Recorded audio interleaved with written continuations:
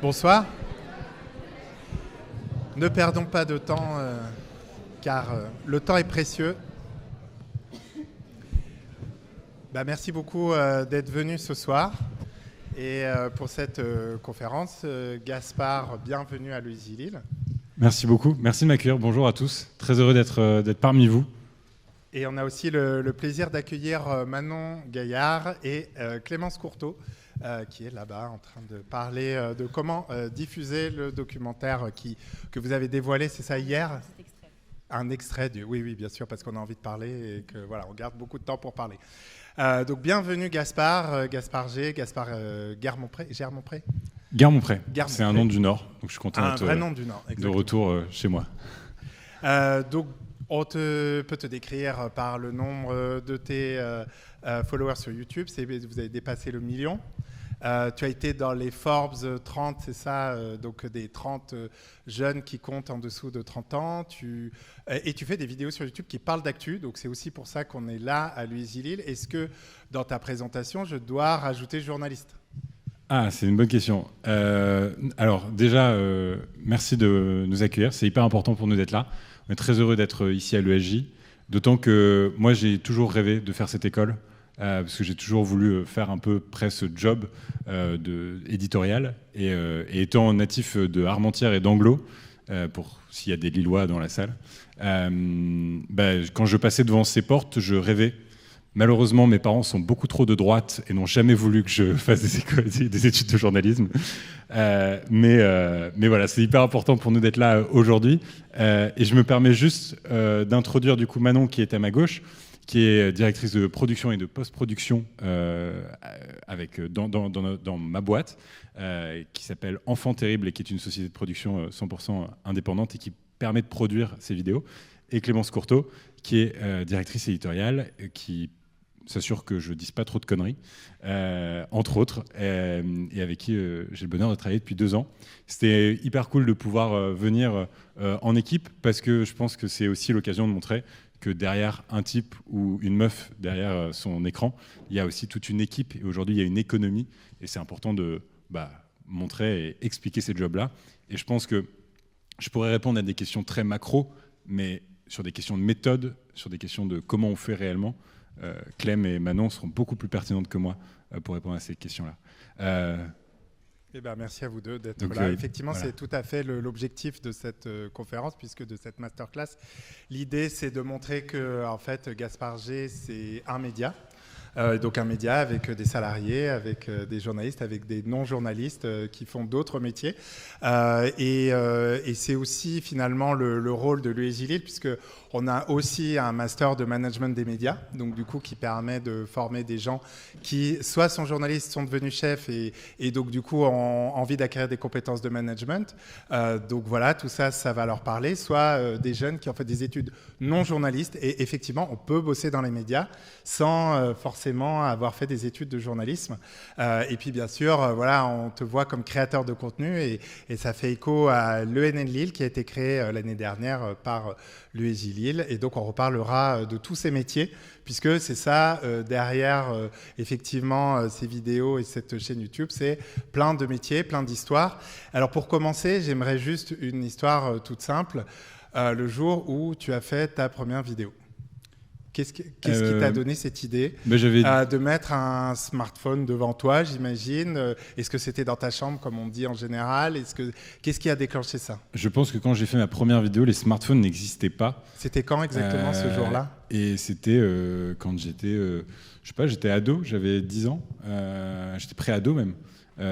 J'ai fait beaucoup de films sur le caméscope de mes parents, en effaçant toutes les bandes cassettes de nos souvenirs familiaux. Donc mes parents me détestent aujourd'hui, parce qu'il y a juste moi qui filmais. Alors peut-être que tout le monde n'a pas forcément connu cette grande époque du caméscope à cassette, mais c'était, c'est par ça que j'ai commencé. Ensuite, à faire des films sur Windows Movie Maker, ce genre de petits logiciels de montage qui étaient à ma portée quand j'étais enfant. Et donc c'était d'abord des films de Lego, puis j'ai parlé de jeux vidéo.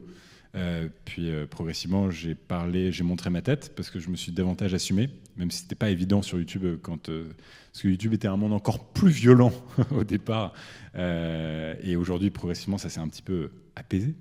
Et il y a des productions de plus en plus professionnelles, etc. Mais voilà. Et depuis 5 ans, c'est devenu mon métier. J'ai pas fait une école de journalisme du coup, parce que poussé par des parents qui voulaient absolument que j'apprenne un métier qui me rapporte de l'argent. C'est très important pour mon père. Je pense qu'il valorisait assez peu en fait les métiers éditoriaux. Mon grand-père était journaliste à La Voix du Nord et il a vécu ce job-là comme une passion, mais ça a aussi été pour ma mère un vrai synonyme de précarité dans son enfance. Et je pense qu'ils étaient très inquiets de me voir faire des études de journalisme. Donc du coup, j'ai fait une école de commerce pour les rassurer. Et ça m'a quand même un peu servi parce que ça m'a permis de comprendre comment fonctionne l'économie des médias. Donc ça, c'était au Québec et je suis revenu en France il y a 5 ans. Ouais. Donc on va raconter tout ça. Et effectivement, alors du coup, comme petite... introduction, tu parlais d'argent. Effectivement, le monde de YouTube, il y a de l'argent.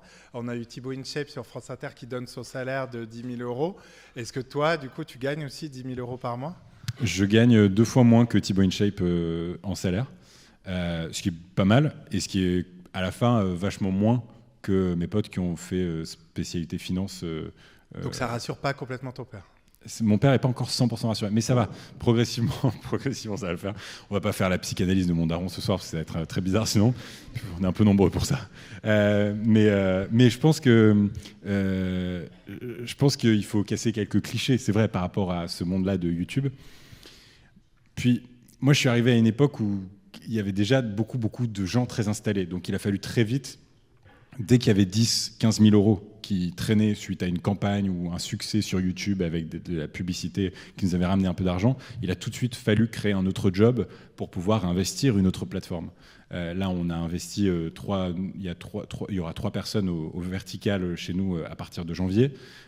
C'est bête, mais il faut sortir ces salaires-là parce qu'on n'a pas du tout encore investi suffisamment Instagram, TikTok, qui sont des territoires numériques sur lesquels on n'a pas décidé d'aller tout de suite, parce que pour moi c'était plus naturel d'aller sur YouTube, et puis c'est ce qui nous passionnait le plus aussi.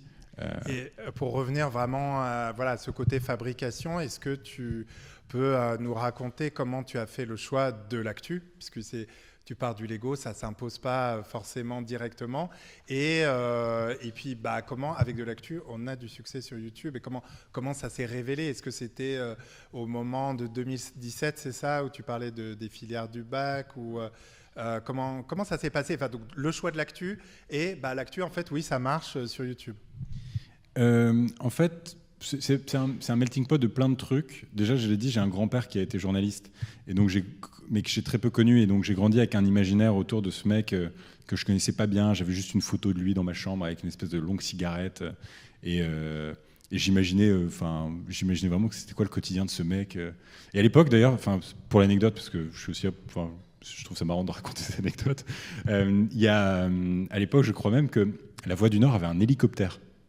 Chose qu'ils n'ont plus aujourd'hui en termes de moyens, mais à l'époque, la PQR était extrêmement... Pour du drone, je pense qu'il faudrait vérifier. Ouais. Tu me confirmes ça ? Oui, on a une journaliste de La Voix du Nord là, qui peut... Mais donc, moi, on me racontait ce truc-là. Maintenant, il y a un drone. Voilà. C'est ça. Et donc, j'ai grandi avec cette espèce d'imaginaire de la carte au trésor, de mon grand-père, de La Voix du Nord. Je ne comprenais pas. Mais ça, les Tintins, les Spirou, donc c'était vraiment ce truc où j'avais toujours eu envie de me dire, un jour je vais parcourir le monde, je vais rencontrer des gens et essayer de comprendre, d'analyser, d'en faire des films aussi. Et je vais le faire avec le média de ma génération. Si je suis très honnête avec vous, moi mon rêve c'est pas de faire de la vidéo, mon rêve c'est de faire du magazine papier. J'ai toujours rêvé de faire du mag. Il se trouve que le print aujourd'hui, je ne vous conseille pas nécessairement d'y aller parce que c'est pas, sauf pour aller bosser chez Franck Hanès, Society, etc. Mais c'est aujourd'hui un monde qui est beaucoup plus compliqué. Et donc tu gardes ce rêve juste dans un coin de ta tête ou je pense qu'un jour, je vous en ai parlé d'ailleurs récemment. Je pense qu'un jour, si on peut, on en fera un. J'aimerais bien en faire un trimestriel ou un par an d'abord, essayer d'aller progressivement sur ces territoires-là. Mais objet de collection un peu. Ouais, exactement. Mais de le prendre plutôt comme un espèce d'objet testimonial, plus que comme une promesse de véhicule média de départ, quoi. Et donc ta première vidéo sur l'actu, tu te souviens ? Bah oui, c'était à peu près ce que tu décris. Donc c'était en 2017, au moment de Facebook Watch, quand Facebook a mis le paquet sur la vidéo. À un moment donné, j'avais grandi, du coup, j'ai fait une partie de mes études aux États-Unis et au Canada. Et il y avait cette réforme des filières du bac qui était envisagée par Macron et Blanquer à l'époque. Et j'avais décidé d'ouvrir ma gueule, je ne sais pas pourquoi, j'avais 17 ans, bref, 18 ans, sur cette réforme-là, en disant que c'était pour moi une bonne idée. Et la vidéo a fait 11 millions de vues en 48 heures. Et je me suis dit, waouh, il y a un truc qui m'a dépassé là, parce que j'étais le gamin qui faisait des vidéos sur ma petite vie. Parce que t'étais quoi, à 50 000 ou c'était quoi les ordres de... Non, sur Facebook, j'avais pas d'abonnés. J'avais une page Facebook qui avait 300 abonnés et juste la vidéo, à un moment donné, a juste pris parce que c'était dans l'air du temps, c'était ce que voulaient les plateformes, de la réaction, du commentaire. C'était un espace de débat numérique aussi pour les gens, pour donner leur avis. L'écrasante majorité des gens étaient contre, une partie était pour, et ça crée du débat, ça crée de l'interaction. Et donc, là, je me suis dit, ok, c'est intéressant. Cette vidéo, on s'en fout. Éditorialement, elle est pas bonne en plus, mais juste, c'était un test. Et progressivement, je me suis fait... Et a posteriori, justement, quelle est, à ton avis, la raison de ce succès ? Je pense que, justement, c'était un objet un objet média qui catalysait un certain nombre de conversations, de débats en cours sur le modèle éducatif français. Donc, les gens se sont emparés de ce truc-là. Et donc aujourd'hui, du coup, principalement, pendant un certain nombre d'années, donc là j'étais en plein milieu de mes études, j'ai continué un peu mes études, j'ai lancé un pure player qui s'appelait Flick, qui a duré 4 ans, même pas 3 ans à Montréal, un peu un espèce de combini mais pour les étudiants. Et à ce moment-là, moi j'avais mon logo Flick et j'en étais très fier. Et j'ai un type qui vient me voir et qui s'appelle Hugo Travers, qui me dit « Ok, je suis à Montréal, est-ce qu'on prendrait pas une salade ?» Et donc on prend une salade avec ce mec chez Mendy's. Et lui me dit « C'est hyper rincé, ton logo, ça va pas du tout. Maintenant, c'est l'ère du personal branding, il faut y aller à fond. » Moi, j'étais assez mal à l'aise avec l'idée de faire un truc autour de mon visage, etc.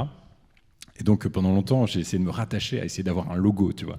Même la boîte s'appelle Enfant Terrible et bon, maintenant, je suis en train de changer progressivement et d'accepter le fait qu'aujourd'hui, il faut que ce soit personnifié. Mais pendant longtemps, je ne voulais pas accepter cette espèce... Je trouvais ça un peu mégalomaniaque, égo trip, etc. Et en fait, je n'avais pas forcément capté tous les enjeux qu'il y avait derrière. Et on a décidé, du coup, j'ai été vachement inspiré par ce type. Puis j'ai gardé contact avec lui. Puis on s'est revus quand il est repassé à Montréal. Et j'ai vu son truc grossir. Et là, il se lance justement au Québec en ce moment. Ouais, c'est vrai. Tu as raison. Il se lance au Québec avec des gens que je connais par ailleurs qui sont super. Et c'est dingue de voir en fait l'expansion de ce truc-là. Et lui a été pionnier là-dessus, de montrer une nouvelle forme de raconter l'information aux jeunes, d'expliquer l'information aux jeunes à travers des brèves d'informations. Ce qui est marrant, c'est que beaucoup oublient, mais il y avait BriefMe qui existait déjà, il y avait tout un tas de choses qui existaient déjà dans des newsletters, etc. Simplement, lui a été beaucoup plus intelligent sur 2 choses. C'est qu'il a surfé sur la tendance de fond qui était les influenceurs. Aujourd'hui, nous sommes habitués, toute cette génération que nous sommes, à des visages, à consommer des visages beaucoup plus que des logos. Et ça, il avait tout à fait raison là-dessus. Et la deuxième chose, c'est qu'il a embrassé le mode d'usage d'Instagram, etc. Oui, c'est ça, c'est qu'on parle de YouTube, mais c'est aussi, tu disais, en fait, toi, via Facebook, finalement, que tu t'es fait connaître. Lui, beaucoup sur Insta.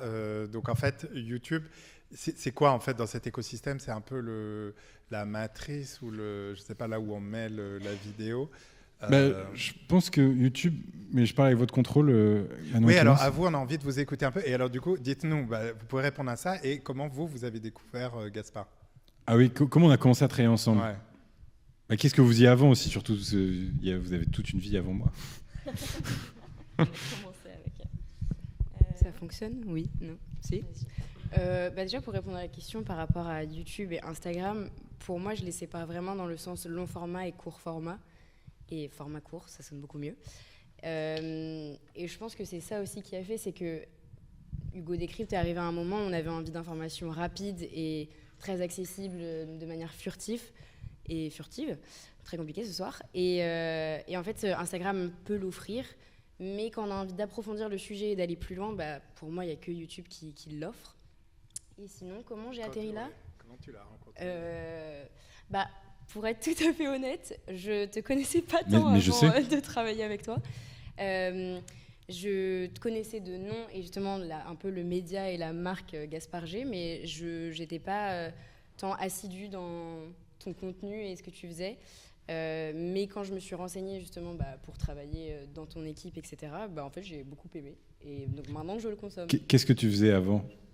Qu'est-ce que je faisais avant pour faire mon petit parcours Et voilà, est-ce que du coup tu es tombé sur une annonce ou ouais. Du coup voilà, raconte-nous. C'est ça. Moi, j'ai fait mes études à Londres en sciences sociales, donc ça n'a pas trop de rapport avec la production audiovisuelle dans un premier temps, mais j'ai adoré. En fait, moi, j'aime beaucoup l'observation, les humains, l'individualité et les groupes, et donc c'est pour ça que je suis partie à Londres et étudier tout ça.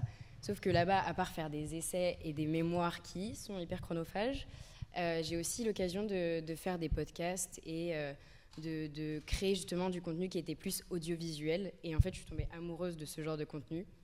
Donc, j'ai décidé de faire un double master entre Paris et Los Angeles sur la production audiovisuelle et la communication. Et c'est à la fin de ce double master que j'ai vu une offre chez Gaspard G. Et en fait, ça me correspondait parfaitement parce que finalement, mon background en sciences sociales me sert pas mal parce que, en fait, on se demande aussi toujours ce qui va pouvoir vous plaire à l'audience, à la société en général. Les sujets de fond qu'on fait sont très éditoriaux.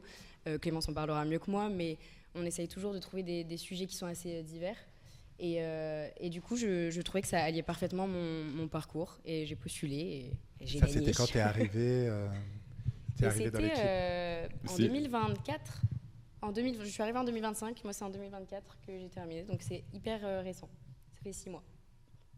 Donc c'est plus récent que Clémence qui du coup est là depuis 2 ans. Bonsoir à tous. Donc moi je m'appelle Clémence et du coup je gère la partie plutôt édito de la chaîne. Donc en effet ça fait 2 ans, un peu plus de 2 ans maintenant qu'on travaille ensemble. Avant ça, moi j'ai fait plutôt des études en sciences politiques, économie.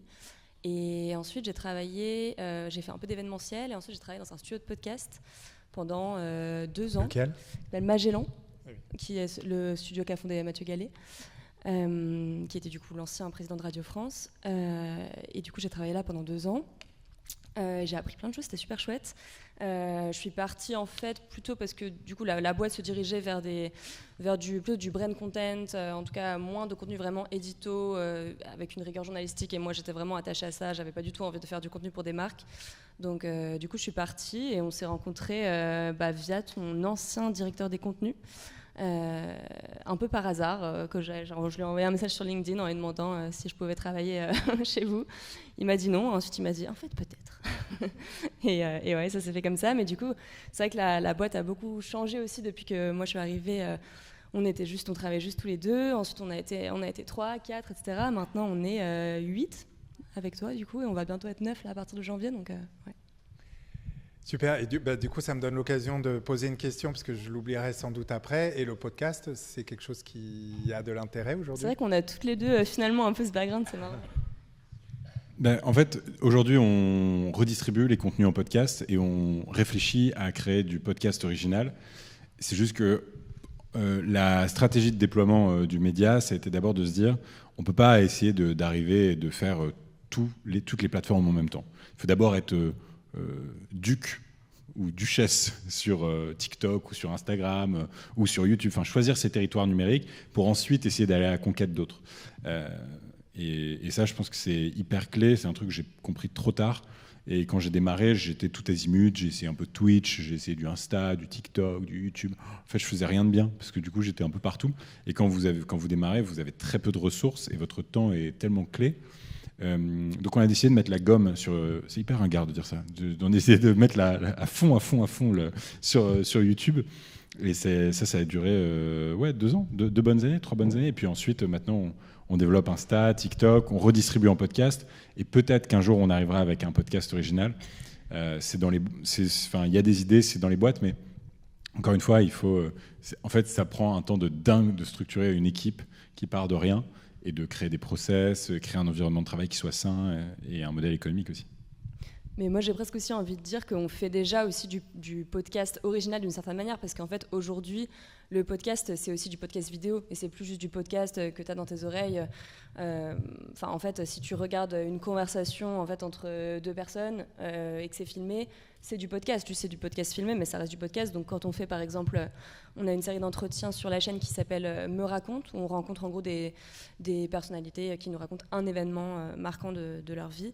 Et bah, ça, typiquement, c'est du podcast qui est filmé, mais ça reste de la conversation, quoi. C'est vrai qu'il y a une hybridation des formats aujourd'hui qui est assez complexe, et c'est assez dur d'ailleurs de dire est-ce que ça c'est un grand format, est-ce que ça c'est un podcast, le podcast filmé, le YouTube podcasté, c'est un peu tout se rejoint finalement. Non, tout se rejoint, ouais. Même le succès de Guillaume Play, pour moi, sur Legend, qu'on aime ou qu'on n'aime pas, est quand même un reflet justement de ces nouveaux usages, quoi. C'est-à-dire que, en fait, ce que ne permet pas le podcast, c'est la découvrabilité à des nouvelles audiences. C'est très compliqué d'émerger en podcast quand vous faites que du podcast. Alors que les plateformes vidéo, elles, vous permettent, particulièrement les plateformes courtes... C'est ce qu'avait tenté un peu Magellan, justement, d'essayer de faire qui essaye de faire Spotify, mais effectivement, c'est Non, c'est très dur d'émerger. Ouais. Et du coup, on parle édito. Quelle est la ligne édito que vous êtes fixée ? Tu disais l'audience jeune. Déjà, est-ce que vous avez des données un peu sur votre audience ? Et quelle est votre ligne édito ? Et comment vous en arrivez ? Et j'ai envie qu'on le vraiment décrypte et qu'on raconte la fabrication de, par exemple, ce long format que vous avez sorti hier sur Ginette Kolinka. Pourquoi pour une audience jeune et pourquoi cette forme ? Voilà. Tu veux répondre sur l'audience, la démographie peut-être de l'audience ? Ouais, brièvement, l'audience aujourd'hui, à la base, mon audience, c'était surtout des jeunes CSP+, où la moyenne d'âge, c'était 25 ans. Et ça, pour moi, c'est doublement un problème. La première, c'est qu'on veut faire des vidéos qui soient accessibles à tous et à toutes, et on n'a pas du tout envie d'être vu simplement par nos pairs. On ne veut pas faire du média, même si les bureaux sont dans le 11e arrondissement de Paris, pour Parisiens bobos. Pour nous, c'est important de faire un média qui soit serviciel et qui réponde aux vrais sujets d'attente des Français et des francophones, en fait, parce que c'est ça qui est hyper intéressant. On est suivi par 70% de Français, mais 30% de francophones à travers le monde, quoi. Et donc, et en termes d'âge, du coup, tu dirais quoi ? En termes d'âge, je peux te dire que c'est l'âge médian, la dernière fois, c'était 29 ans sur YouTube. L'âge médian. Donc c'est intéressant parce que c'est pas... des fois, je rencontre des personnes qui consomment pas forcément mon contenu et qui me disent « Ouais, ça doit être la folie, quand tu passes devant un lycée, il ne se passe rien. » C'est très décevant. À la sortie du train, ça allait aussi. Ah ouais, non, tu vois. Non, c'est très, très décevant. Je ne suis pas du tout suivi par des jeunes, pas par des moins de 18 ans. Parce qu'en fait, on parle de sujets qui sont parfois un peu complexes. Et donc, il y a quand même quelques lycéens un peu premiers de classe qui peuvent avoir un peu cet appétit. Mais honnêtement, on est surtout suivi par des adultes, des citoyens, des citoyennes qui cherchent peut-être une manière alternative de s'informer ou qui trouvent dans nos contenus et ceux qui sont proposés par nos pairs, je sais pas, une nouvelle narration, une nouvelle forme, une nouvelle grammaire qui les intéresse. Et alors c'est vrai que du coup ça valide ce que tu dis. Une chose qu'on observe dans les créations de médias, c'est qu'en fait en général, quand on crée un média, on le crée pour les gens comme nous. Et c'est drôle parce que quand vous avez des gens de 40 ans qui vont créer un média, en fait, naturellement, ils vont aller sur des sujets, sur des formats qui sont, en fait, pour des gens qui leur ressemblent. Et effectivement, le boulot après, d'aller chercher, d'élargir et tout, c'est quelque chose d'important. Est-ce que du coup, tu peux nous raconter sur ce long format de Ginette Kolinka, comment vous l'avez pensé, comment il s'intègre dans cette ligne éditoriale, à côté de choses qui sont très différentes ? Déjà, peut-être pour présenter un peu la ligne éditoriale, comme ça, ce sera un peu plus simple. Nous, du coup, on traite des sujets de société, d'actualité, de politique, principalement. Et on fait ce qu'on appelle du journalisme lent, du slow journalism, comme on dit aux US. Donc, on ne cherche pas du tout à traiter des sujets vraiment d'actu chaude, ce que fait, par exemple, très bien Hugo Décrypte ou d'autres. Mais vraiment à prendre le temps de l'actu, à prendre un pas de recul, enfin à faire un pas de recul et à vraiment essayer de se dire ok, il y a cette tendance de fond qui se passe dans la société, comment est-ce qu'on se positionne par rapport à ça, comment est-ce qu'on l'analyse, et donc nous c'est vraiment ce qu'on essaye de faire. Et donc cette vidéo là avec Ginette Kolinka, ça s'inscrivait là-dedans parce que c'est forcément du coup ça touche à un événement historique qu'on a tous connu, qui est la Shoah, mais évidemment après avoir le témoignage d'une personne qui l'a vécu, le mémorial de la Shoah par exemple, avec qui on a beaucoup travaillé aussi sur cette vidéo, ils font des vidéos de 2h30, de 2h40, où il y a des rescapés de la Shoah qui viennent parler face cam et qui racontent toute leur histoire. Et c'est super, je pense que c'est super important. Nous, ce qu'on a essayé de faire, c'est de se dire comment est-ce qu'on essaye de prendre cette histoire-là et d'en faire aussi quelque chose qui soit peut-être plus digeste, ou en tout cas qui soit aussi plus visuel pour une audience qui n'a pas forcément le temps ou l'appétit pour aller regarder 2h40 de contenu sur un sujet.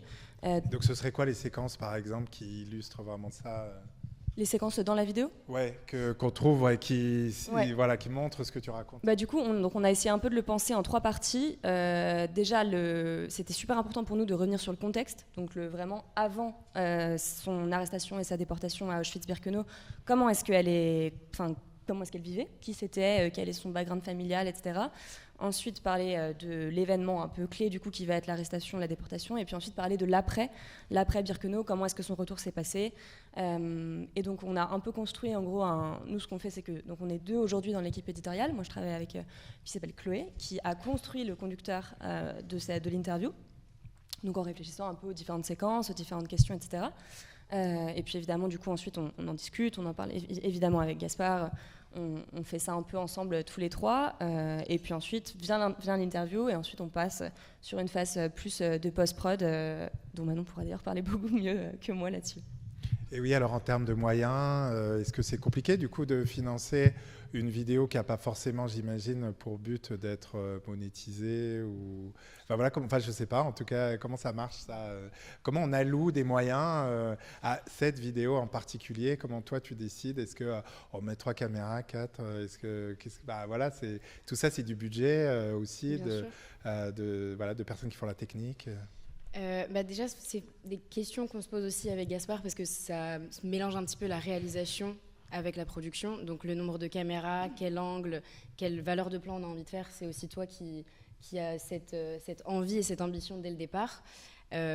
Par rapport à tout ce qui va être monétisation, je pense que c'est un grand sujet, on pourra en revenir dessus. Après, ouais. Mais en tout cas, par rapport à la production, ça fait vraiment pré-production éditoriale aussi. Donc il y a vraiment toute la construction, le script et tout ce qu'on imagine de la vidéo. Et ensuite, il y a toute la partie production, où là, ça va être vraiment le tournage qu'on va organiser, où là, le rôle de mon pôle, ça va être de coordonner. Coordonner. Disons, vraiment, désolée, c'est très dur ce soir. De coordonner toutes les équipes techniques et tous les freelances, parce qu'on travaille quand même beaucoup avec des freelances dans ce secteur, pour se retrouver un jour, 1 heure, et créer cet événement et tout filmer. Et essayer de nous respecter le plus ce qu'on s'est dit en amont, même l'édito, et d'avoir posé le plus de questions qu'on peut, parce que Ginette Kolinka n'est pas disponible tous les jours, donc on n'aura pas l'occasion de lui reposer nos questions. Et elle a 100 ans. Et 100 ans et demi, et des brouettes, vraiment. Elle y tient, parce que vous verrez dans la vidéo, elle le dit très souvent. Mais je pense que le rôle de mon pôle, il est assez pivot entre le côté très éditorial et tout ce qui va être technique et artistique, et la partie un peu qui change tout, c'est la post-production. Et en fait, c'est avec la post-production qu'on va vraiment mettre en image et qu'on va mettre en avant tout ce qu'on s'est dit en amont. Et c'est là où tout se concrétise un petit peu, où on va faire un brief DA, un brief de direction artistique. Donc là, la vidéo s'incarne dans un format qu'on connaît déjà, me raconte. Donc il y a déjà une direction artistique normalement dessus, mais cette vidéo en particulier est un petit peu hybride. On s'est un petit peu distancé de tout ça, et on a essayé de montrer avec des visuels qui sont assez impactants, des ruptures aussi sonores, des ruptures visuelles, parce que parfois les silences disent autant que des mots, et c'est là où la post-production prend tout son sens, où on crée vraiment l'événement, on installe tout ce que Ginette dit et on le met en valeur. Donc en fait, je trouve que mon pôle est vraiment là aussi pour main dans la main avec le pôle de Clémence éditoriale, mais pour vraiment mettre en image et pour aller au-delà des propos, mais juste mettre en lumière, parce que c'est pas tout d'avoir une belle image. En fait, il faut toujours que ça serve un propos. Donc souvent, on vérifie que en fait, l'image a bien ce sens-là, que l'insert qu'on a choisi, l'archive, est bonne, on fait vérifier par des experts. Et au-delà de ça, quand on fait des animations 2D ou 3D que vous allez voir après, vérifier que ça s'inscrit dans une identité visuelle et éditoriale qui est importante, qui nous est chère. C'est vrai que, pour rebondir juste très brièvement sur ce qui a été dit, et j'espère qu'on aura l'occasion d'échanger aussi. Est-ce qu'il y a un moment pour ça? Parce que c'est ça qui, moi, m'intéresse le plus. Non pas qu'on ne s'est pas raconté 20 fois ce qu'on se dit là, mais j'aimerais bien avoir même vos retours, vos questions, etc. Deux choses rapides. La première, c'est que moi, ce qui m'intéresse le plus aujourd'hui sur YouTube, c'est pas du tout ce que font les médias tradis, c'est vraiment ce que fait... c'est la question que j'allais te poser. Est-ce que cette vidéo, du coup, ce format, on pourrait le trouver sur Slash ou sur Arte Web? Et non, pourquoi? Et du coup, qu'est-ce que tu penses, et comme tu dis, des médias tradis Peut-être. On pourrait le trouver peut-être sur Arte, parce qu'aujourd'hui, il y a des nouvelles écritures qui sont super. Bruno Patino fait un travail de dingue, le patron d'Arte en France, pour justement instaurer ces nouvelles écritures. Mon ancien producteur, Max, d'ailleurs, sort sa série sur Arte. C'est super, c'est du journalisme très incarné, etc. Non, ce que je voulais dire simplement, c'est que les gens qui m'inspirent le plus aujourd'hui en prod, c'est Squeezie, c'est McFly et Carlito, c'est Inox. Voilà, c'est ces types ou ces meufs-là.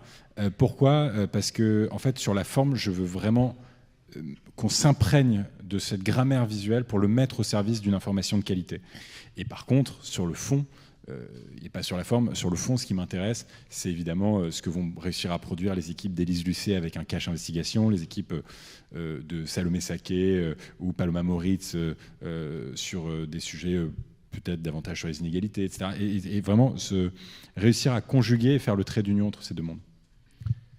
Et du coup, avant de passer à des questions, je voulais te demander, on parlait de métier beaucoup, tu es aussi maintenant vice-président de l'UMIC, donc c'est-à-dire en fait le lobby des créateurs de contenu, le syndicat.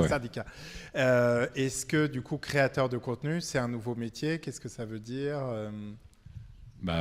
Oui, c'est un nouveau métier. C'est un métier déjà qui n'existait pas dans la loi. C'est la raison pour laquelle l'UMIC a été créé. L'UMIC, c'est hyper moche comme nom. Je suis dégoûté que ça s'appelle comme ça, mais c'est l'Union des métiers, de l'influence et des créateurs de contenu, donc avec 2 C.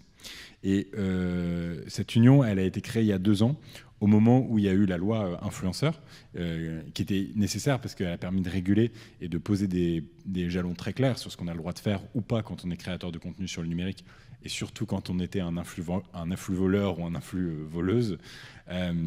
Et donc déjà, ça c'est important parce qu'on se qualifie vraiment comme ça, comme créateur de contenu, créatrice de contenu, et pas comme influenceur, influenceuse. Je veux dire, j'ai pas fait de télé-réalité, et d'ailleurs je suis très très mauvais dans toutes les télé-réalités qui peuvent exister. Vraiment, c'est pas mon truc. Et c'était important parce que, en fait, les médias traditionnels avaient la fâcheuse tendance à nous dire, genre que moi ou Hugo, on faisait le même boulot que Nabila ou que Squeezie.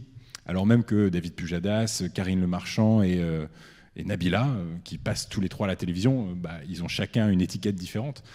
Pourquoi est-ce que nous, on n'avait pas le droit à cette précision sémantique? Donc c'est d'abord le premier travail de l'UMIC aujourd'hui. Et l'autre aspect qui est très important, c'est aujourd'hui de réclamer du financement public, parce qu'aujourd'hui, la créateur économie, l'économie des créateurs est extrêmement peu financée en France. Et moi, mon grand job aujourd'hui en tant que vice-président, mais de manière générale, c'est le combat que je fais depuis 2 ans et demi à côté, bénévolement mais sur le plan citoyen, c'est de s'assurer de 2 choses. La première, c'est que d'appeler, et je suis allé à l'Élysée la semaine dernière, j'ai passé une demi-journée avec le chef de l'État et avec différentes personnes. Bruno Patino était là, Christian Bombin était là, le patron de l'Arcom, Martin Adjari était là aussi, pour essayer d'appeler un sursaut de souveraineté numérique. Parce qu'aujourd'hui, nous, on diffuse nos contenus sur des algorithmes qui sont américains ou chinois.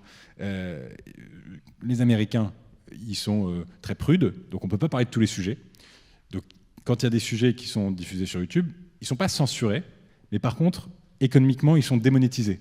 Donc quand vous parlez de viol, quand vous parlez d'avortement, quand vous parlez de terrorisme, quand vous parlez de Covid, les sujets sont considérés comme sensibles, non annonceurs friendly. Le pays l'oncle Sam est très libéral en ça. Donc ça ne nous permet pas de nous financer. Sur TikTok, c'est encore plus hard, c'est que les vidéos, elles sont tout simplement enlevées. Et donc la souveraineté, c'est comment La souveraineté numérique, c'est mal en point aujourd'hui en France et en Europe. Sur notre capacité, moi, ce qui me fait peur... Ce serait quoi la préconisation? C'est d'avoir, en fait, il y a un bonhomme orange de l'autre côté de l'Atlantique qui est capable de dire que s'il n'y a pas des capitaux américains qui rachètent TikTok, l'application saute. Que fait Ursula von der Leyen et Emmanuel Macron en soi? Il faut vraiment... Là, aujourd'hui, il y a un gros problème, les amis. C'est que tous les moins de 35 ans en France, on consomme à plus de 90% notre information sur des créateurs de contenu numérique ou des médias en ligne, à travers des algorithmes. Et on n'a aucun pouvoir. Et donc, il y a très simplement un jalon supplémentaire entre l'informateur, la presse libre et indépendante, et il y a la concentration des médias, mais c'est un autre sujet encore, et le citoyen. Et cet intermédiaire-là, il est étranger. Et on a vu avec l'élection annulée, mais de Călin Georgescu en Roumanie, à quel point ça peut créer ingérence. On voit à quel point dans la guerre russo-ukrainienne, à quel point ça peut créer sur ce conflit aussi ingérence. Et donc, voilà, ça c'est très important. C'est le premier truc. Donc c'est pour ça que l'UMIC est important. Parce que l'UMIC, nous, aujourd'hui, les créateurs de contenu, en fait, en France, ils sont hyper responsables. Et tous les créateurs que j'ai cités avant, ils appellent à ça. Nous, notre métier, ce n'est pas d'être des agents de YouTube, de TikTok ou d'Instagram, c'est d'être des producteurs numériques. Et donc, on a envie de pouvoir le faire de manière souveraine. Et la deuxième chose, c'est comment est-ce qu'on finance cette information ou ce nouveau contenu. Je vous donne un exemple très rapide et très bref. La Creator Economy en France est subventionnée à un peu moins de 3 millions d'euros par an. 3 millions d'euros, sachant que l'année dernière, c'était 1,8 million d'euros à travers un fonds qui s'appelle le fonds CNC Talent. C'est la seule manière de toucher des aides publiques pour faire de la création numérique en France, quand vous êtes créateur. Inoxtag, par exemple, son documentaire, c'est 1,5 million. Kaizen, ça a été extraordinaire parce que ça a permis à plein de gamins de retourner au cinéma, de réouvrir les portes, etc. Alors oui, ça ne respectait pas la chronologie des médias, pour ceux qui ont suivi un peu le truc, etc. Mais c'était hyper important. Kaizen a été subventionné à hauteur de 0 €. Hugo Décrypte est subventionné à hauteur de 0 €. À côté, vous avez de la presse de milliardaires comme Le Parisien qui sont subventionnés à plus de 12 millions d'euros d'aide annuelle par an, alors même que c'est de la presse qui appartient à l'homme le plus riche de France, assurément, et souvent l'homme le plus riche du monde en fonction des mois de l'année. Et donc on se dit, mais c'est fou, tout ça, on marche sur la tête. Quand est-ce que Rachida Dati, qui est notre ministre de tutelle, la ministre de la Culture, va décider de reflécher les fonds publics vers une information pour s'assurer qu'elle soit davantage libre et indépendante? Vous parliez tout à l'heure justement de financement, et ça pour nous c'est un enjeu central. Aujourd'hui, il y a 4 manières de se financer dans les médias. La première, c'est d'être financé par des abonnés. Honnêtement, je vous invite à faire le test autour de vous, demandez à vos potes combien... pas les étudiants en journalisme, sinon c'est tricher, qui paye pour de la presse. La seconde, c'est à travers de l'argent de milliardaires. Dieu nous en préserve, et je ne suis pas très croyant, mais s'il existe, parce que la vérité, c'est qu'aujourd'hui, il y a une concentration des médias qui nous fait flipper à fond, et il y a une valorisation aussi des médias, il faut se préserver de cette ingérence des milliardaires sur la presse. La troisième chose, c'est à travers des aides publiques, il n'y en a pas. Et la quatrième, c'est à travers des annonceurs. Et donc, nous, c'est notre modèle de financement. Aujourd'hui, on se finance à travers des placements de produits, des intégrations d'1 minute qui ont lieu entre l'introduction et le chapitre 1 de notre vidéo. Et ça, on y reviendra du coup tout à l'heure. Juste un point, puis du coup, on va effectivement passer aux questions, c'est important, sur justement ton rapport au final avec les médias traditionnels, parce qu'effectivement, tu as mis un pied à un moment à France Inter. Qu'est-ce que tu en retires? Tu es parti pourquoi? Parce qu'il fallait. Qu'est-ce que tu retires de cette expérience, quoi? J'ai adoré mon expérience chez France Inter. J'adore France Inter et je pense que c'est une des plus belles radios qu'on ait, une des plus belles antennes qu'on ait en France. Et pourquoi ça s'est arrêté au final? Ça s'est arrêté parce que déjà je suis arrivé, l'ambiance n'était pas folle, tu vois. Il y avait mon nom sur des tracts, ce genre de trucs. Ça fout quand même une drôle d'ambiance quand vous arrivez. Vous avez 26 ans, vous arrivez, vous êtes dans l'antenne que vous avez toujours rêvé de bosser là. Et ça a été, ça a été un peu chaud. Et je comprends à fond en fait. Radio France fonctionne de manière assez particulière. Et je pense que le système mériterait d'être repensé, mais il y a un truc qui s'appelle le planning, où en fait vous devez passer par à peu près toutes les strates pour pouvoir espérer un jour avoir une place dans l'une des plus grandes antennes, à des heures d'écoute, etc. De temps en temps, il y a des gens qui sont parachutés. C'est le cas des humoristes qui ne répondent pas exactement à ce truc-là, parce qu'il y a la grille des programmes et il y a la grille de la rédaction. Et puis, moi, j'étais sur une place de la rédaction. Et donc, du coup, beaucoup de syndicats ont eu le sentiment qu'on a ubérisé France Inter à ce moment-là. Et en vrai, je leur en veux pas parce que je comprends je comprends ça. Le problème, c'est que moi, j'y pouvais rien. Juste, on m'a proposé de faire ça.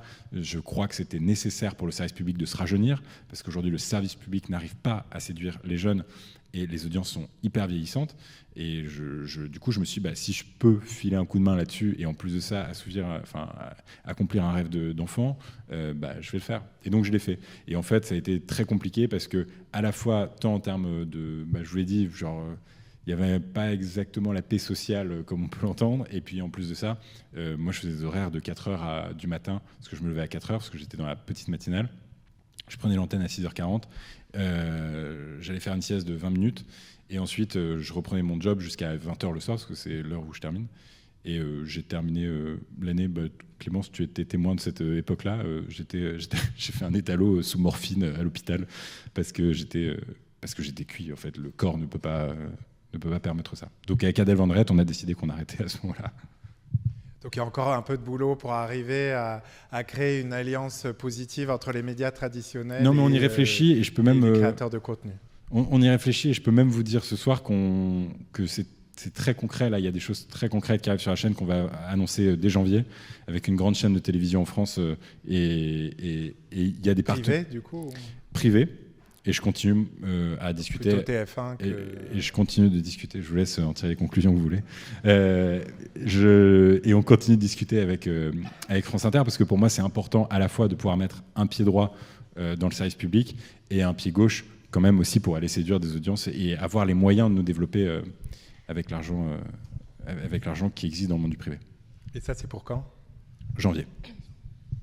Mais peut-être juste pour dire un mot sur les médias traditionnels, juste pour dire que dans le travail qu'on fait quand même au quotidien, ça reste une ressource vraiment énorme qu'on utilise évidemment pour construire nos vidéos, mais pas que. Donc déjà pour s'informer, pour construire les vidéos, mais aussi pour vérifier en fait le travail qu'on fait. Donc en fait, on fait appel à des experts en général. On appelle ça des experts, mais en fait ça peut être des journalistes, des auteurs, des spécialistes d'une question ou d'une autre, qui viennent relire les scripts des vidéos. Et ça, c'est vraiment hyper important de fact-checker tout ce qu'on fait. Parce qu'évidemment, il y a un journaliste qui écrit, qui fact-check. On est ensuite deux à la coordination éditoriale pour vérifier tout ça. Mais du coup, le rôle des médias traditionnels, il est vraiment clé aussi pour nous dans notre travail au quotidien pour assurer en fait la fiabilité de l'information qu'on a en soi. Ok, alors place aux questions comme promis. Est-ce que tu as une question ? Tiens, le micro est là, je peux te le passer.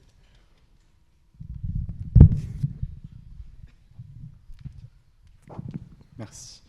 Déjà, merci à vous d'être venu aujourd'hui. Donc, je me présente, je m'appelle Tristan, je suis étudiant du coup, dans la nouvelle formation qui a été lancée par le groupe ESJ, qui est du coup l'ENN juste derrière vous.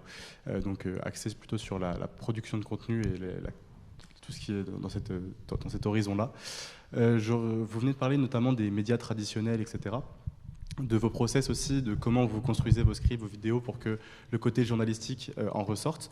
Mais vous êtes aussi, du coup, comme tu as pu le dire juste avant, dans un monde où vous êtes entre eux, au final, la communication presque avec ce côté marque aussi, vous travaillez avec notamment pour le financement, et le côté journalisme. Comment on fait pour se retrouver à cette zone un peu grise d'ombre pour ne pas s'entremêler entre les deux et réussir à avoir des process qui du coup restent ceux que vous avez cités au niveau du journalistique, mais en même temps se retrouver aussi à avoir du coup ce côté communication pour les marques. Comment on allie ces deux côtés-là pour faire quelque chose qui est au final un contenu propre et qui vous tient à cœur et qui correspond à ce que vous voulez faire? Alors déjà, je suis pas tout à fait d'accord avec toi sur le fait qu'on est un peu entre les deux, entre le journalisme et la communication. On fait pas de la communication.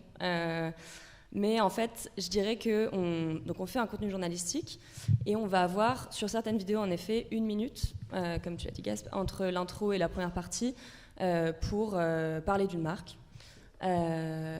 Mais du coup, en fait, ce qui est hyper important pour nous déjà, c'est que les marques n'ont aucun regard sur l'édito de ce qu'on fait. Donc si on fait une vidéo sur Trump, j'en sais rien, la marque, elle va savoir que la vidéo porte sur Trump, mais après, elle va pas relire le script, elle va pas mettre son nez là-dedans. Donc c'est vraiment deux parties très séparées. Et ensuite, même en fait, tu vois, au niveau de... c'est bête, hein, mais du décor, des fringues que tu portes, etc., c'est deux choses séparées. Donc les vêtements que tu vas porter et le décor de la vidéo principale, entre guillemets, ça va être différent de la petite partie de sponsor. Et du coup, c'est vraiment, même les personnes qui vont écrire la sponsor ne sont pas les mêmes personnes que les journalistes qui travaillent sur les vidéos. Donc les journalistes, parfois même, ne savent pas forcément qu'il va y avoir une sponsor. Enfin, en tout cas, ils ne sont pas du tout sollicités sur cette partie-là. Voilà, tu l'as bien dit. Ce qui est hyper important pour nous, c'est vraiment de garder cette liberté éditoriale là. Et sincèrement, moi, je me sens tellement plus libre en étant dépendant de 50, 60, 70 annonceurs à l'année qui ont tous des intérêts hyper convergents ou divergents surtout, avec aucune forme d'influence claire, qui sont pour l'écrasante majorité d'entre nous, si on est très honnête, des VPN ou des outils numériques. Donc l'ingérence, c'est pas dingo non plus. Mais par ailleurs, je me sens beaucoup plus indépendant en ayant justement 70 annonceurs à l'année avec des intérêts divergents plutôt que 1 milliardaire ou 3 milliardaires à mon board. Ça, c'est vraiment important et je le défends, même si c'est la raison pour laquelle le fait que je ne respecte pas la charte de Munich, vous ne m'entendrez jamais dire je suis journaliste. Je ne peux pas dire ce mot. Parce que c'est normal et c'est un métier qui doit être préservé de tout ça. Mais on ne peut pas empêcher la naissance aussi de ces créateurs de contenu numérique qui vont essayer d'amener des clés de lecture sur l'information, etc. Clémence, les personnes qui travaillent pour toi et les journalistes qu'on fait bosser, eux sont journalistes. Parfois, ils ont la carte de presse, parfois, ils ne l'ont pas, parce qu'ils travaillent en fait, pour d'autres médias. Et en fait, donc je suis à l'aise avec le fait de dire qu'on fait du contenu qui soit journalistique, mais je ne suis pas à l'aise avec le fait de dire que je suis journaliste pour cette raison.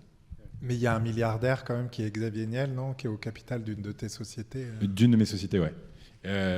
Xavier Niel est à 8% à travers un fonds qui est pluridétenu de la régie publicitaire de la chaîne YouTube. En vérité, en matière d'ingérence, on a connu vachement plus agressif dans les médias.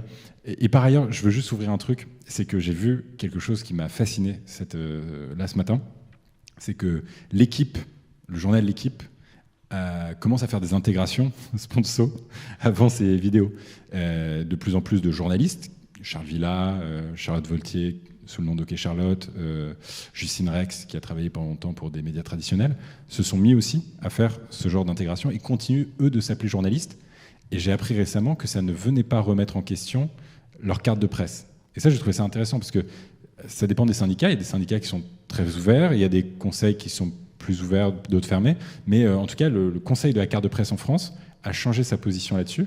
Et aujourd'hui, est prêt à dire que le fait d'avoir une annonce, on peut être en accord ou en désaccord. Je suis pas sûr d'être 100% d'accord avec le fait d'être très à l'aise avec le fait qu'on puisse garder sa carte de presse alors même qu'on réponde aux intérêts d'un annonceur. Mais voilà, en matière de liberté et d'indépendance éditoriale, je veux vous rassurer là-dessus. Vraiment, il y a cette indépendance-là. Clémence Manon ne travaille pas pour la société qui est en contact avec les annonceurs. C'est une autre société et vous ne travaillez pas sur ces contenus-là, quoi. Et on n'est pas d'ailleurs en contact avec les annonceurs. Et ça, en vrai, c'est une chance parce que quand tu es journaliste et que voilà, parfois tu es dans des plus petites structures, parfois tu dois aussi, quand tu fais du brand content, tu vas faire, par exemple, tu vas faire du contenu édito, mais tu vas devoir aussi faire du brand. Du coup, tu vas devoir aussi être en contact avec des marques potentiellement. Et ça, franchement, on est préservé de ça et c'est trop cool parce que du coup, on ne parle jamais avec les marques, en gros. Et du coup, puisque vous essayez de structurer un peu la filière avec Lumic, comment tu décris le métier de créateur de contenu ? Qu'est-ce qu'il faut apprendre aujourd'hui si on veut faire ce métier ? Wow. T'as 8 heures devant toi. C'est long, hein. Je sais pas. Honnêtement, je suis désolé, je ne saurais pas répondre à ta question. Est-ce que c'est un métier en tant que tel ou est-ce que c'est plein de métiers différents ?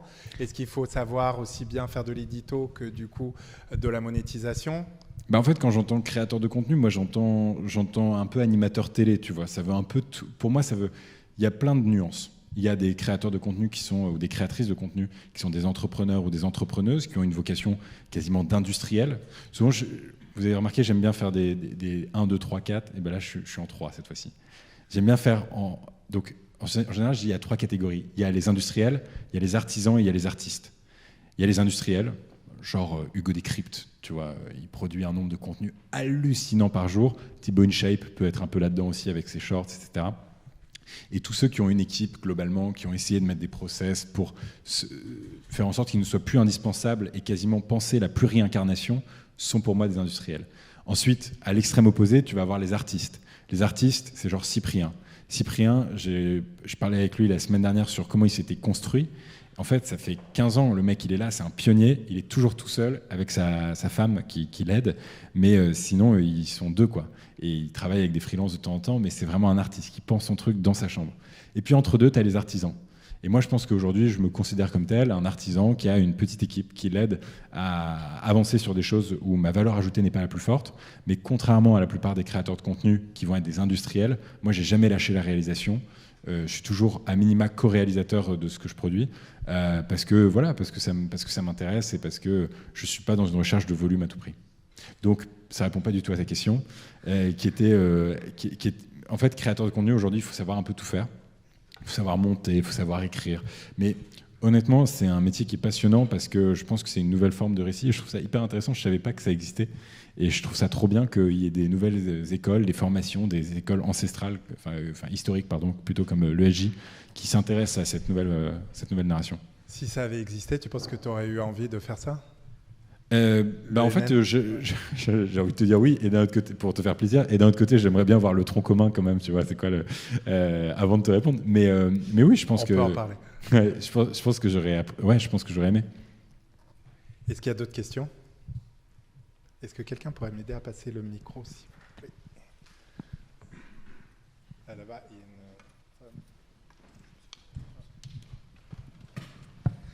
Bonsoir, je me permets de me présenter, je m'appelle Théophile Coquel, je suis en master de journalisme à l'ESJ et je voulais savoir, est-ce qu'aujourd'hui vous auriez quelques conseils stratégiques pour se lancer dans la création de contenu journalistique en 2025-2026 voilà.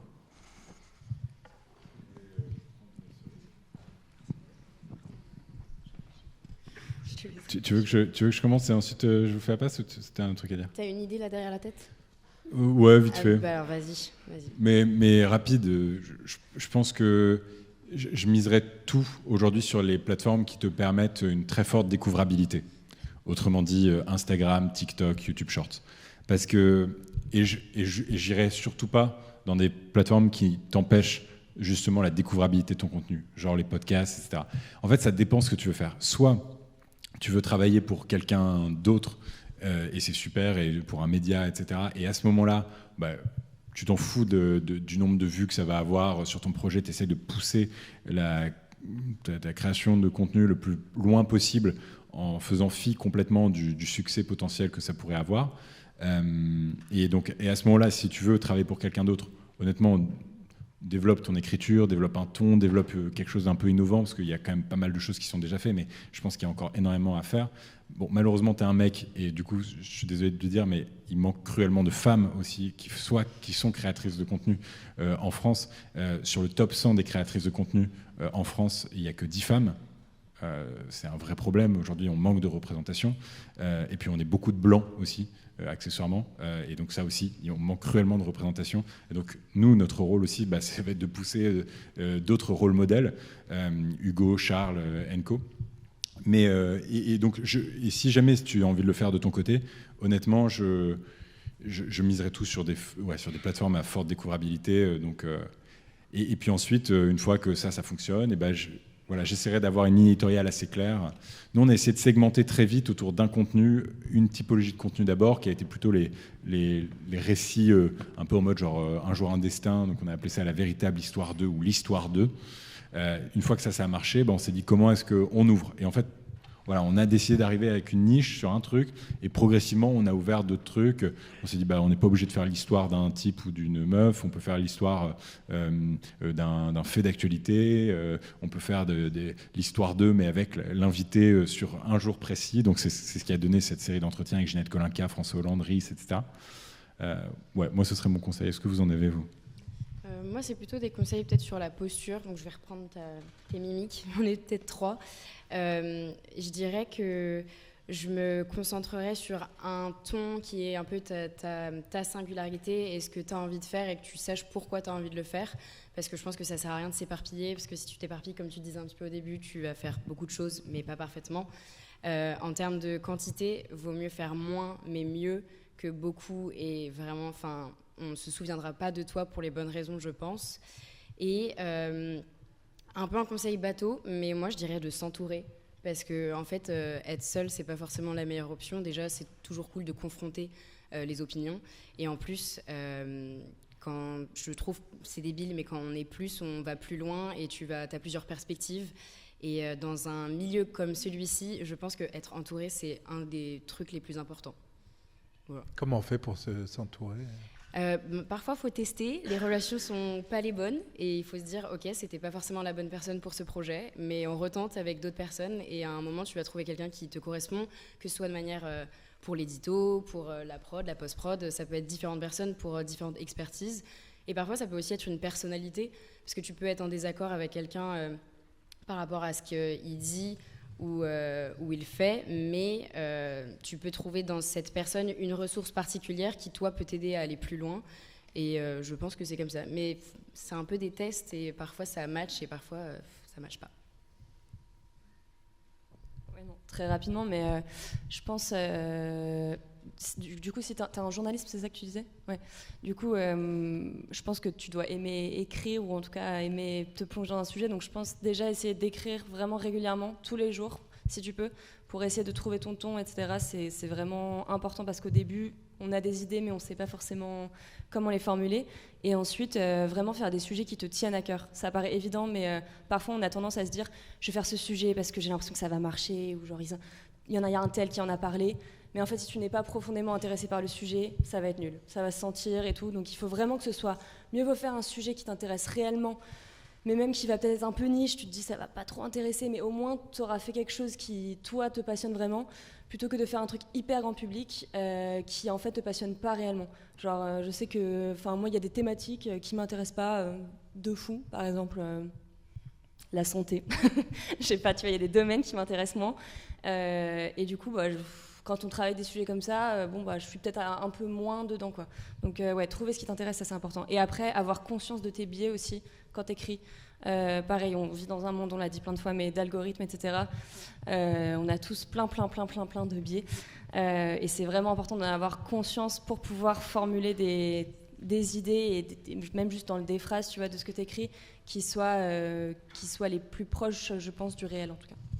C'est trop important ce que vous avez dit. Je suis complètement d'accord avec ce que vous avez dit. Et je me permets juste un truc sur... oui, c'est important de faire pas trop de quantité. Je suis d'accord avec toi, Manon, là-dessus. Juste pour challenger un peu ça. Je pense qu'on a tous un petit bonhomme ou une petite voix plutôt dans notre tête qui pousse au perfectionnisme. Or, ce sera jamais parfait. Vous pouvez travailler sur une enquête, sur une vidéo, sur un papier, sur un podcast pendant des années, pendant des jours, des semaines, des mois, peut-être même des années. Et moi, j'ai vu vraiment la différence entre nos 20 et nos 27 ans.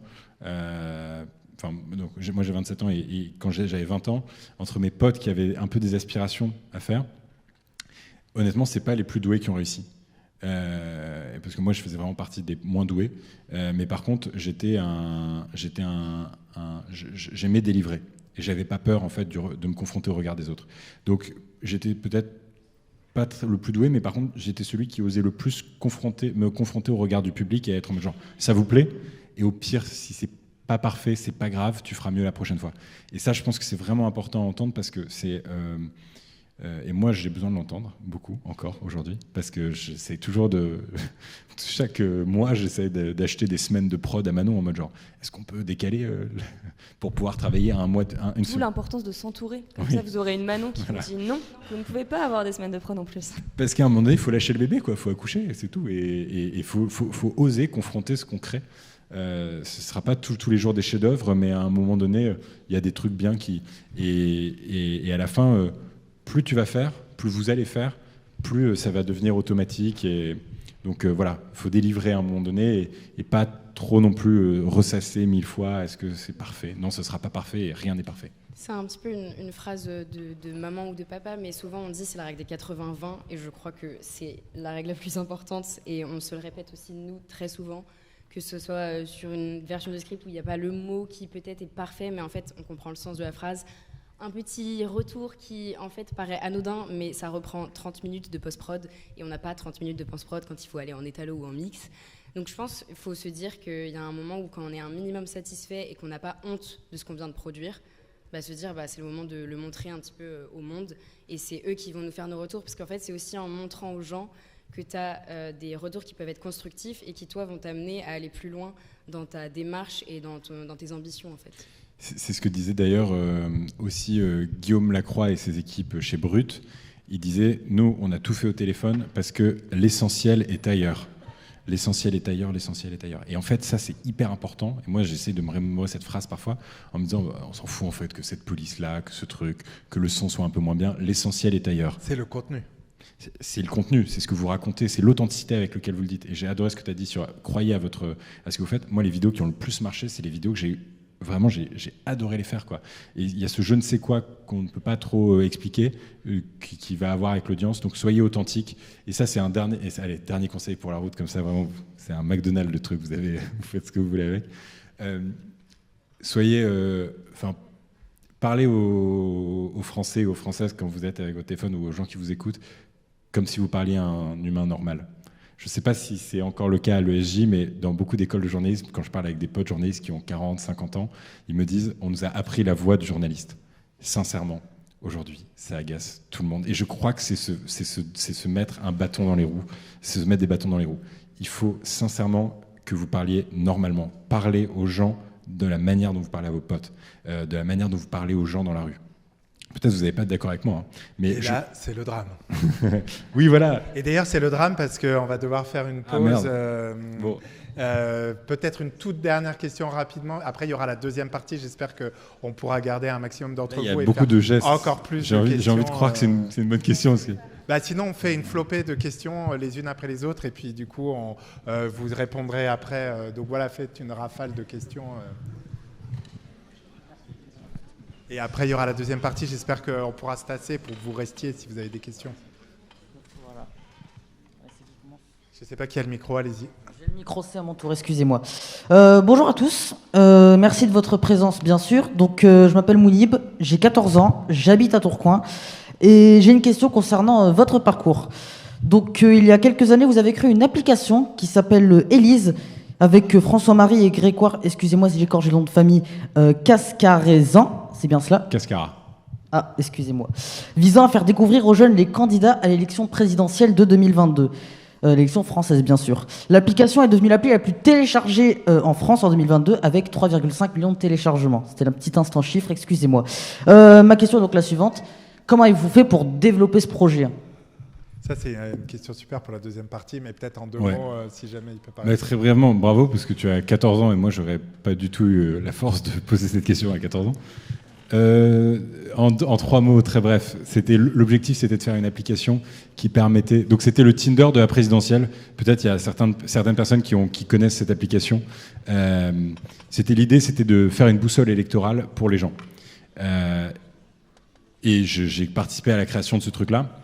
On était des jeunes étudiants et on pensait qu'on allait réussir à avoir 10 000, 20 000 téléchargements. Le succès nous a complètement échappé. Pareil, c'est le genre de truc un peu magique qu'on ne contrôle pas. Il y a eu un certain nombre de problèmes, de bugs liés à cette application. Les conditions générales d'utilisation, tout l'aspect légal et juridique, ça devait être hyper encadré. Résultat des courses, c'est l'ex-copine de Grégoire Cascara qui a fait les CGU. Elle était en L1 de droit. Voilà, donc ça vous donne à peu près le niveau de professionnalisme des mecs. Elle n'avait pas de ChatGPT. Elle n'avait pas de ChatGPT. ChatGPT à l'époque, c'était encore vacillant. Et donc voilà, entoure-toi des bonnes personnes. Faut se poser les questions et oui, ça peut réussir. Donc en fait, essayez de faire un truc à peu près tenable quand même dès le départ.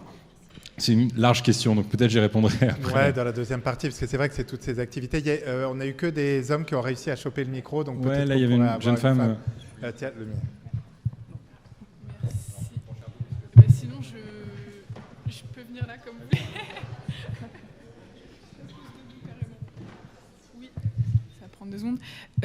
Du coup, tu disais que le journalisme s'inspire de plus en plus des codes des influenceurs et du divertissement pour notamment séduire un public un peu plus jeune.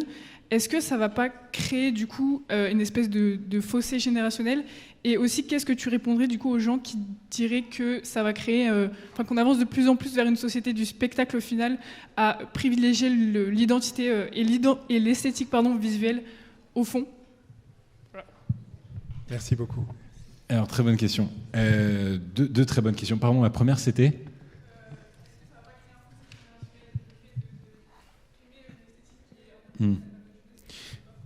Moi, j'aimerais bien entendre Clémence là-dessus parce que, alors, non, mais tu vas voir, parce que tout à l'heure, on se disait, donc, on a projeté hier une vidéo au mémorial de la Shoah avec un petit public et il y avait de tout âge dans la salle. Donc, il y avait des jeunes et il y avait des moins jeunes. Et on s'est dit, tiens, la vidéo, elle démarre hyper rapidement. Et justement, il y a un fossé d'usage et de la manière de créer en fonction des publics et de où c'est destiné. Tu veux parler là-dessus? Ouais, non, mais... Je te jette sous le bus là? Non, en vrai c'est intéressant. En vrai, moi je pense que je suis assez d'accord avec toi d'une certaine manière parce qu'en effet, tu vois, on a les codes de ok, la vidéo il faut qu'elle commence direct, dans les premières secondes, il faut accrocher le spectateur parce qu'on est dans une économie de l'attention, qu'on se bat contre 10 000 trucs et que les gens ont à peu près la concentration d'un poisson rouge. Donc c'est compliqué,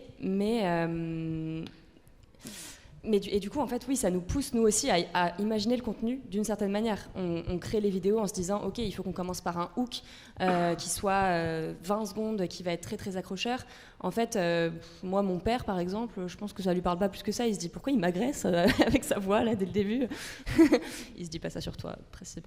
Et donc, je pense que le fossé générationnel, j'ai pas la réponse, je n'apporte pas vraiment une réponse très précise, mais je pense que je suis assez d'accord avec toi là-dessus. Aujourd'hui, il y a quand même une réécriture même des médias traditionnels. Si tu regardes, moi j'étais marqué par le JT de Salamé, le premier JT de Salamé. Il y a un reportage de Maryse Burgot. Maryse Burgot, qui est une très grande journaliste de terrain, qui a été reporter de guerre et qui l'est encore d'ailleurs. La manière dont Maryse était, je sentais qu'il y avait un peu du Godécrypte dans la manière dont elle s'approchait. Elle se mettait davantage en scène. Il y avait quelque chose où je me dis, ah, c'est marrant, ça fait un peu plus stagé que d'habitude.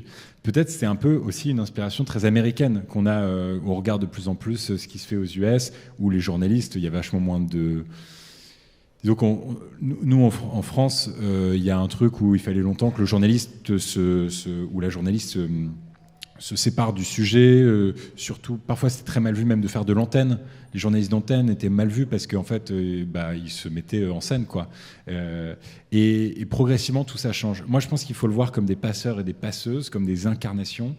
Et ça peut être très bénéfique pour aller chercher plein de strates de la société qui étaient peut-être pas, qui avaient peut-être décroché justement avec l'information, parce que tu vas trouver le journaliste ou la journaliste ou l'incarnant en tout cas plus relatable que la posture très austère que pouvait avoir Claire Chazal, Gilles Boulot, etc.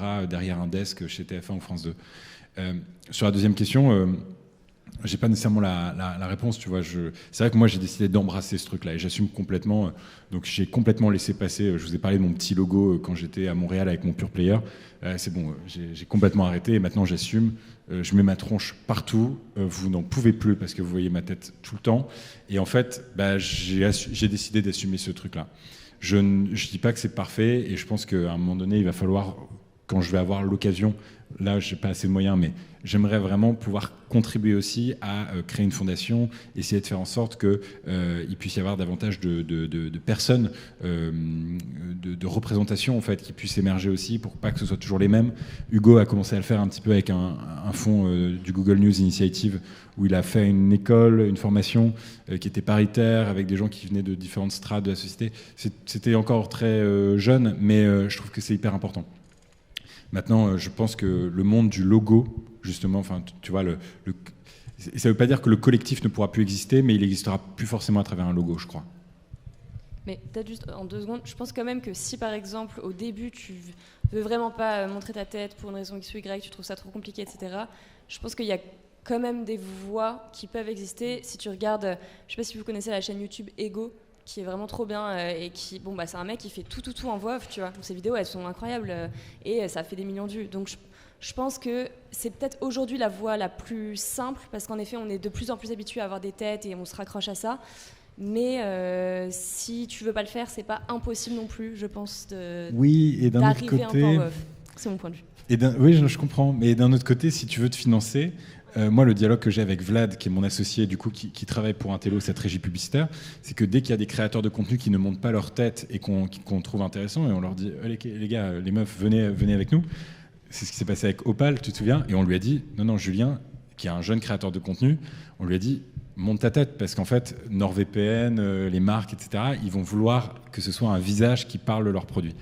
Donc, encore une fois. Ça peut être une voie vers. Tu vois, tu peux commencer, voilà, tu fais de la VO, de toute façon, tu n'auras pas des sponsors dès le début, tu n'auras pas des placements de produits dès le début, donc au moins tu peux trouver ton ton, tu peux trouver ta manière d'écrire, tu peux trouver ce que tu veux faire, en voix off si ça te rassure, et ensuite, en effet, basculer, où tu vois, il y a des ponts qui peuvent se faire, à mon sens. Voilà. Merci beaucoup, c'est l'heure d'une pause de 10 minutes, du coup, bravo. Merci.